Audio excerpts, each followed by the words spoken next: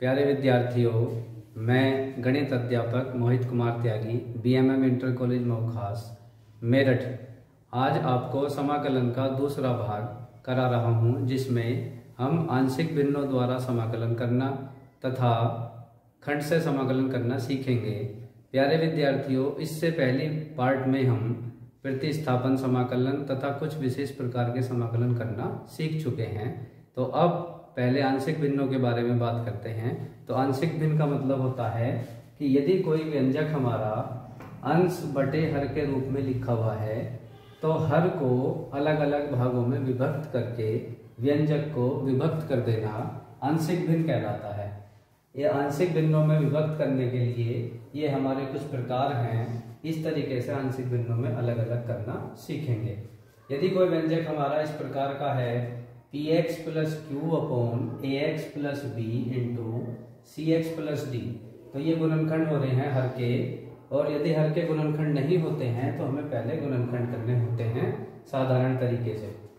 तो ये हमारे दो हैं, तो ये दो जगह ब्रेक हो जाएगा और ब्रेक होगा a upon a x plus b plus b upon c x plus D.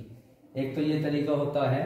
दूसरा ये है कि यदि हमारे गुणनखंड इस प्रकार हों कि ब्रैकेट के अंदर जो हमारी टर्म है वो एक्स स्क्वायर है और एक फैक्टर हमारा यही है, तो हम इसको इस तरीके से ब्रेक करेंगे कि a upon c x plus d, ये वाला गुणनखंड तो इसी प्रकार हो जाएगा, इसी तरह ये विभक्त हो जाएगा। और जो दूसरा गुणनखंड है उसको इस स्क्वायर होने की वजह से हम इस तरह से ब्रेक करेंगे b x plus c upon a x square plus b. अब तीसरा प्रकार होता है p x plus q upon a x square plus b और एक्स प्लस डी का होल स्क्वायर। तो यहाँ इसका स्क्वायर है और ये वाली जो पद है ये सेम है। तो अब जब इसको विभक्त करेंगे तो ये ऐसा होगा, पहले वाले में तो यही मेथड लगेगा, तो ये हो गया a x plus b upon a x square plus b plus जो ये वाला आपका फैक्टर है तो इसमें दो पावर हैं, तो इसके दो अलग अलग गुणनखंड बन जाएंगे। एक हो जाएगा आपका c upon x plus D plus दूसरा हो जाएगा d upon x plus d का होल स्क्वायर। मान लीजिए यहाँ पर तीन पावर होती तो फिर ये हमारा c के अपॉन में एक्स प्लस डी और d upon x plus d का होल स्क्वायर और तीसरा फिर हो जाता है e upon x plus d का होल क्यूब। इस तरीके से ये अलग अलग हो जाएगा और उसके बाद हम ए बी सी या जो भी कांस्टेंट वैल्यू होती है उनके मान निकालकर इनमें रख दिया जाता तो आंशिक भिन्न हमारी बन जाती है। आंशिक भिन्न में इस बात का भी ध्यान रखना जरूरी है कि यदि अंश का मान हर से अधिक है तो अंश को हर से भाग करते हैं जब तक अंश का मान हर से छोटा न हो जाए। अब आंशिक भिन्न करना सीखते हैं। एक्सरसाइज 7.5 का फर्स्ट क्वेश्चन देखते हैं। इसको आंशिक भिन्नों द्वारा किस तरह सॉल्व करेंगे। तो पहले हम क्या करेंगे, इसकी आंशिक भिन्न करेंगे और आंशिक भिन्नों के लिए इसको आप इस तरह से ब्रेक करेंगे। ये हमारा पहले टाइप का होगा, तो इसको हम दो जगह ब्रेक कर लेंगे। तो a upon x plus one, जितने गुणनखंड होते हैं उतने ही जगह ये ब्रेक हो जाता है x प्लस टू। यदि यहाँ एक गुणनखंड और होता तो फिर हो जाता c अपॉन, तीसरा गुणनखंड आ जाता। अब इसके बाद क्या करेंगे, इसका एलसीएम करेंगे लघुत्तम। तो लघुत्तम हो गया x plus one x plus to, ये आपका इधर आ गया a एक्स प्लस टू और plus b x plus one.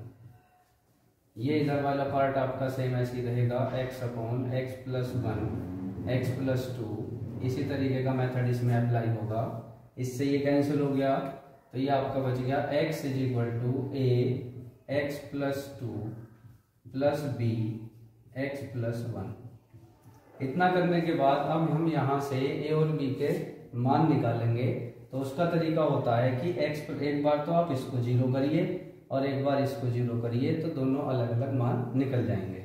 जैसे यदि हम यहाँ x is equal to minus two रख दें, तो पहले हम क्या करेंगे, इसमें माइनस टू रखते हैं। तो माइनस टू प्लस टू ये आपका जीरो हो जाएगा। तो minus two is equal to a into zero plus b minus two x की वैल्यू प्लस वन। तो ये हो गया minus two is equal to minus का बी, या ये कह सकते हैं b is equal to 2। Minus से माइनस कैंसिल हो गया, ये b की वैल्यू आई।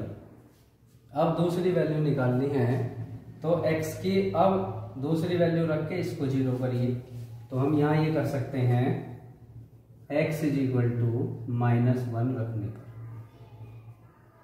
यदि ये पता ना चले कि क्या रखना है, तो जो भी a या b का कोफिशिएंट है उसको 0 के बराबर रख के देख लीजिए, वहां से x की वैल्यू आ जाएगी। जब x की वैल्यू -1 रखेंगे तो ये आपका हो जाएगा -1 is equal to a -1 + 2 + b, और x की जगह आपने रख दिया -1 + 1, ये वाली वैल्यू 0 हो जाएगी। -1 इज इक्वल टू a + 0, क्योंकि -1 + 1 ये 0 हो गया, और 0 × b 0 हो गया, तो a की वैल्यू आ गई -1।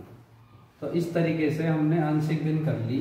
तो अब ये a और b के मान यहाँ रख देंगे तो हमारी आंशिक भिन्न हो जाएगी। तो यहाँ लिख सकते हैं आंशिक भिन्न। तो ये बन गया आपका, a की वैल्यू आई है -1/x + 1 प्लस b की वैल्यू आई है 2/x + 2। तो आंशिक भिन्न तो इस तरीके से होती है। अब इसका समाकलन करेंगे, तो ये आंशिक भिन्न में हो चुका, तो अब आपका समाकलन ये हो जाएगा यहाँ -1/x + 1, पहला पार्ट हो गया।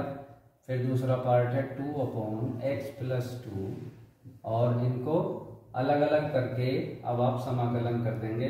तो ये हो गया -1/x + 1 dx और +2 1/x + 2 dx।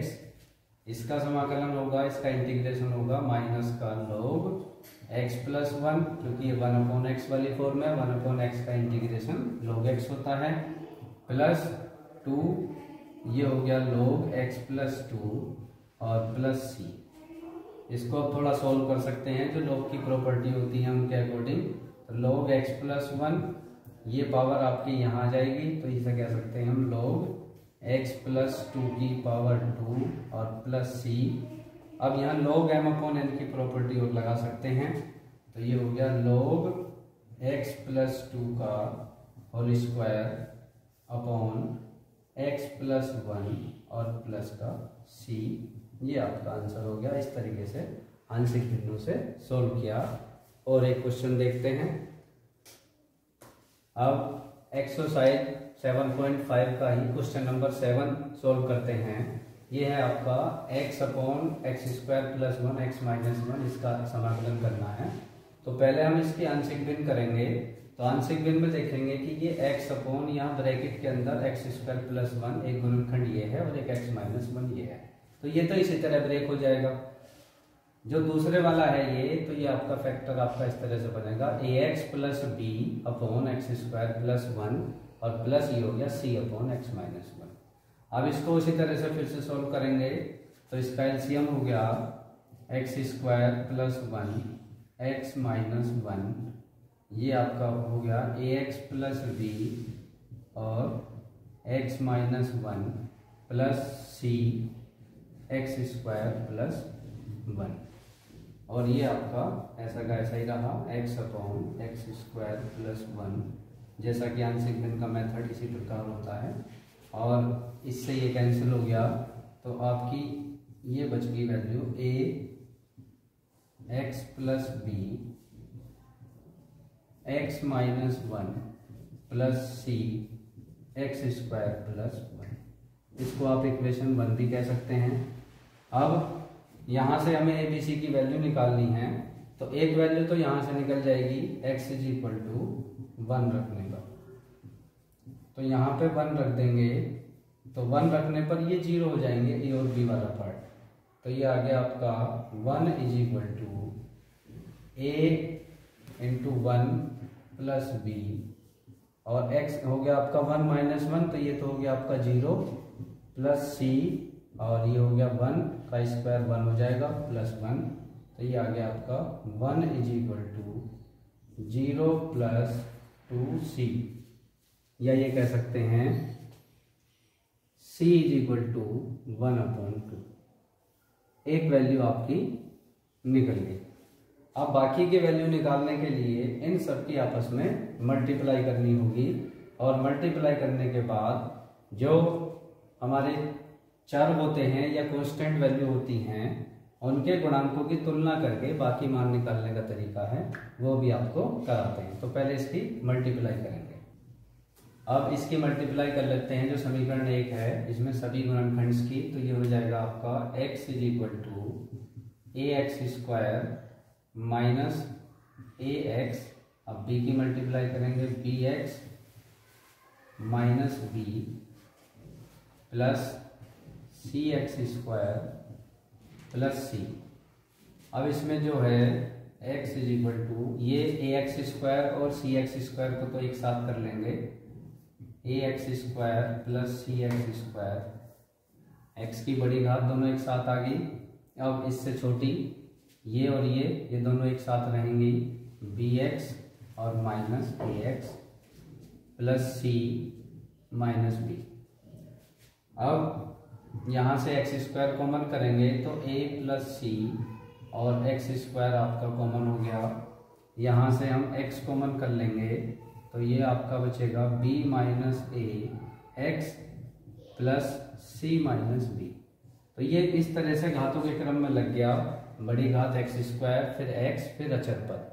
अब इनके गुणांकों की तुलना करनी है तो यहाँ ऐसे लिखेंगे एक्स स्क्वायर एक्स तथा अचर पदों के गुणांकों की तुलना करने पर, अचर पदों के गुणांकों की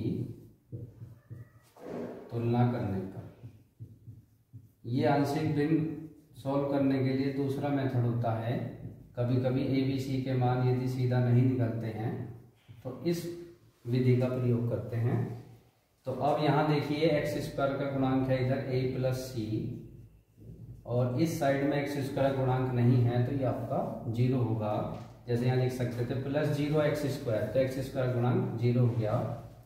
दूसरा एक्स का गुणांक है यहाँ b माइनस ए, और इधर x का गुणांक है आपका 1, क्योंकि x की टर्म यहाँ पर है और x के मल्टीप्लाई में 1 होगा। तीसरा हो गया फिर कांस्टेंट c माइनस बी अचर पद, तो इधर अचर पद नहीं है तो अचर पद भी आपका 0 होगा। अब ये जो तीन हमारी इक्वेशन बनी है इन तीनों से हम बाकी दो मान निकाल लेंगे। c का मान तो निकल चुका तो c का मान यहाँ रख देंगे तो a का मान आ जाएगा। तो हम ये कह सकते हैं कि a और c का मान कितना था 1/2 इज इक्वल टू 0, तो a is equal to minus 1/2, एक मान ये निकल गया। अब c का मान यहाँ रख दें तो b का मान भी निकल जाएगा, 1/2 minus b is equal to 0, तो minus b is equal to minus 1/2। अब माइनस से माइनस कैंसिल तो b is equal to 1/2। A b c के तीनों मान निकल गए। अब ये तीनों मान हम वहाँ रख देंगे तो आंशिक भिन्न आपकी हो जाएंगी। अब जो हमने ए बी सी के मान निकाले हैं तो वो ए बी सी के मान निकाल के जो हमारी आंशिक भिन्नों वाली समीकरण थी वहाँ रख देंगे। तो ये हमारी इसकी आंशिक भिन्न हो गई x upon x square plus 1 x minus 1। तो जो हमारे ए बी सी के मान हैं तो ए का मान है minus 1/2 x plus b upon x square plus 1, और ये सी का मान। अब हमें इसका समाकलन करना है, आंशिक भिन्न हो चुकी तो ये आपका x upon x square plus 1 x minus 1। तो हमने क्या करा, अब तीनों का अलग अलग समाकलन हो जाएगा। तो ये पहले पार्ट का समाकलन करेंगे, फिर दूसरे पार्ट का करेंगे और फिर तीसरे का करेंगे। जो ये पहले वाला पार्ट है इसमें हमारा प्रतिस्थापन वाला कंसेप्ट यूज होगा, सब्स्टिट्यूशन मेथड, कि एक्स स्क्वायर प्लस 1 को t मान लो। तो ये हो जाएगा, फिर जब t मानते हैं तो इसका डिफरेंशियल करेंगे, अवकलन करेंगे, तो एक्स स्क्वायर का अवकलन होगा 2x और t 1 का हो गया 0, t हो गया आपका dt अपॉन dx। तो ये आ गया x dx is equal to dt upon 2। तो ये कन्वर्ट हो गया आएगा माइनस का 1/2, x dx की जगह लिखेंगे dt अपॉन 2। तो ये 1/2 बाहर ले लिया तो dt अपॉन t, क्योंकि इसको t मान लिया था, प्लस ये डायरेक्ट फॉर्मूला है 1/x square plus a square वाला इंटीग्रेशन, वो होता है 1/a tan inverse x upon a। तो a की वैल्यू 1 है तो 1/2 tan इनवर्स x प्लस ये डायरेक्ट आपका log का फॉर्मूला यूज हो जाएगा। तो 1/2 log mod x माइनस 1 और प्लस c। तो ये आपका इंटीग्रेशन हो गया। अब यहाँ t की वैल्यू रख देंगे तो ये आ गया माइनस का 1/4, यहाँ हाँ इसका इंटीग्रेशन होगा log t और plus 1/2 tan inverse x plus 1/2 log x minus 1 और प्लस c। अब केवल t की वैल्यू रख दीजिए, ये आपका आंसर आ जाएगा। तो ये हो गया हमारा कि तो t की वैल्यू रख देंगे तो t की वैल्यू x² प्लस 1, तो ये आपका आंसर हो जाएगा। अब आंशिक भिन्नों से हमने समाकलन करना सीखा। अब इसके बाद हम खंड से समाकलन शुरू करते हैं। खंड से समाकलन करने के लिए ये देखते हैं कि यदि दो फलन हैं उनकी गुणा है तब हम इस विधि का प्रयोग करते हैं। यदि एक फलन f1x और दूसरा आपका f2x है, प्रथम फलन और द्वितीय फलन है, तो इस तरीके से समाकलन यदि हमें करना है तो एक को तो प्रथम मान लेते हैं और एक को द्वितीय मान लेते हैं। तब हम इस सूत्र का प्रयोग करते हैं।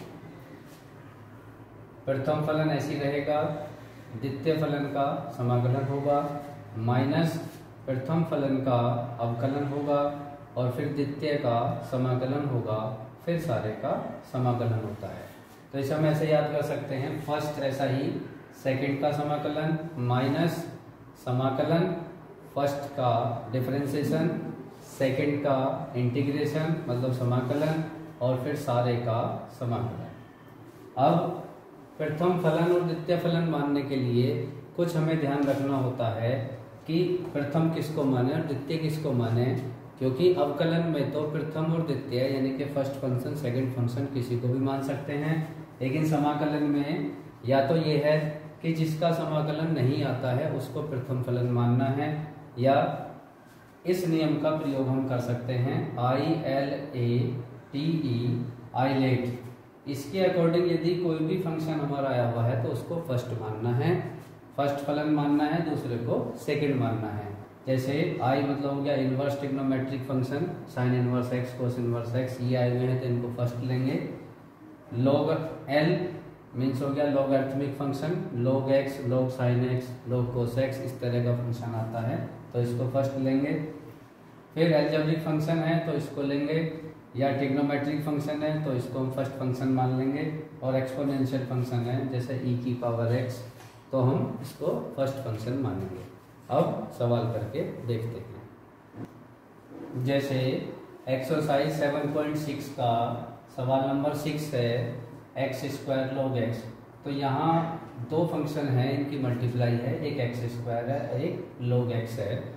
तो आइलेट के अनुसार हम log x जो है इसको फर्स्ट फंक्शन मान लेंगे और अलजेब्रिक फंक्शन जो उसको सेकंड मान लेंगे। या मैंने कहा था कि जिसका समाकलन नहीं आता उसको फर्स्ट मान लेंगे। तो log x का समाकलन अभी नहीं आया, इस log x का समाकलन भी हम खंड से समाकलन से ही निकालते हैं। तो ये आपका हो गया फर्स्ट और ये आपका हो गया सेकंड। तो अब समाकलन करेंगे तो I = फर्स्ट ऐसा ही रहता है, पहले सूत्र में वैल्यू पुट कर देंगे, फिर सेकंड का समाकलन होगा माइनस फर्स्ट का इंटीग्रेशन फर्स्ट का अवकलन होगा, और फर्स्ट है आपका log x और फिर सेकंड का समाकलन होगा और इसके बाद सारे का समाकलन होगा। तो ये हमने सूत्र में वैल्यू पुट कर दी। अब इसको सोल्व कर देंगे तो log x और x² का समाकलन होगा x⁻³ तो फॉर्मूला यहाँ यूज हो गया x⁻n+1/n+1 माइनस log x का अवकलन 1/x होता है और x² का समाकलन x³ dx। अब इसका करना है हमें, ये आपका ऐसे रहा 1/3 x³ log x माइनस एक पावर कैंसिल हो गई, 1/3 ये आपका बच गया x² dx। अब इसका और समाकलन कर दीजिए, तो ये हो गया आपका 1/3 x³ log x माइनस 1/3 ये है, इसका फिर समाकलन करेंगे तो x³ और प्लस के c हो जाएगा। 1/3 कॉमन कर सकते हैं, x³ भी कॉमन कर लीजिए, तो 1/3 x³, तो ये आपका बच गया log x और माइनस 1/3। इस तरीके से खंड से समाकलन का प्रयोग करते हैं और देखते हैं आगे। एक और क्वेश्चन देख लेते हैं। क्वेश्चन नंबर 8 है x tan इनवर्स x। तो इसमें tan इनवर्स x आपका फर्स्ट हो गया और x आपका सेकंड हो गया, क्योंकि tan इनवर्स x हमारा इनवर्स फंक्शन है आइलेट के अनुसार भी। तो फॉर्मूले में वैल्यू पुट कर दी, tan inverse x first second का समाकलन माइनस फर्स्ट का डिफरेंशियल, सेकंड का इंटीग्रेशन और फिर सारे का इंटीग्रेशन। तो ये हो गया tan इनवर्स x और x का करेंगे तो x² minus tan inverse x का डिफरेंशियल होता है 1/1 + x² और इसका हो गया x का x²/2। ये आपका अब इस पूरे का करना होगा, तो ये आपकी वैल्यू बन गई x²/2 tan inverse x minus 2 को यहाँ लिख लेते हैं 1/2 x² + 1। अब यहाँ पर एक मेथड अप्लाई करना है, यहाँ +1 और -1 करना है, क्योंकि ये डायरेक्ट नहीं होगा तो यहीं पर हम कर सकते हैं +1 और -1 और इसको दो जगह अलग अलग कर देंगे, तो ये हो जाएगा x²/2 tan inverse x minus 1/2। इसके अपॉन में अलग करिए x² + 1 x² + 1 माइनस 1/x² + 1 और इसका इंटीग्रेशन हो जाएगा। ये आपका 1 बच गया, ये आ गया आपका x²/2, ये ऐसे ही रहा tan इनवर्स x माइनस 1/2 और ये बन गया आपका 1 माइनस 1/x² + 1।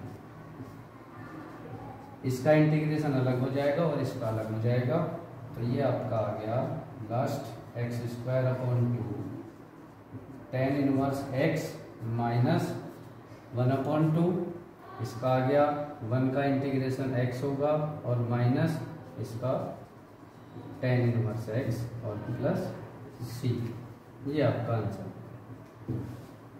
अब एक सवाल और देख लेते हैं।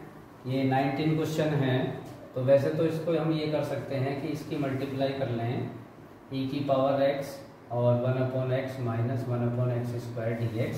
तो दो फंक्शन अलग अलग हो जाएंगे, एक का हम खंड से समाकलन से कर देंगे तो वैल्यू कैंसिल हो जाती है, आपका आंसर आ सकता है। अब ये है आपका 7.6 का 19 क्वेश्चन है e⁻x और ये है आपका 1/x माइनस 1/x² dx। इस तरीके के सवालों करने के लिए क्या करेंगे, इसकी मल्टीप्लाई कर दो तो e⁻x 1/x minus e⁻x 1/x²। अब इसमें एक फंक्शन में हम बाई पार्ट्स खंड से समाकलन का सूत्र प्रयोग करेंगे।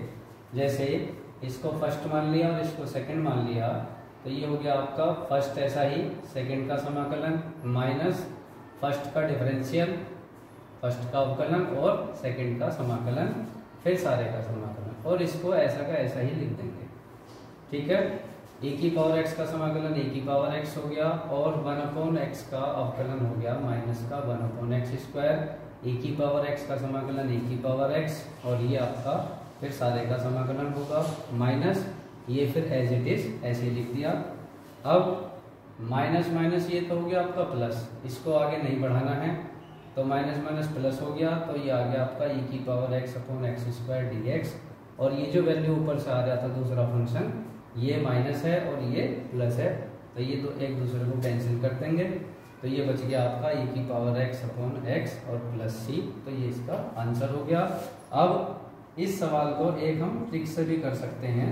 वो ट्रिक और बता देता हूँ आपको। इस तरीके के सवालों में हम ये ट्रिक यूज कर सकते हैं। e की पावर x ये हमारा कोई फंक्शन है और ये इसका अवकलन लिखा हुआ है और फिर सारे का समाकलन है। तो एक फंक्शन और उसका समाकलन लिखा हुआ है, तो सोल्व करने के बाद हमारा ये बचेगा e की पावर x f(x).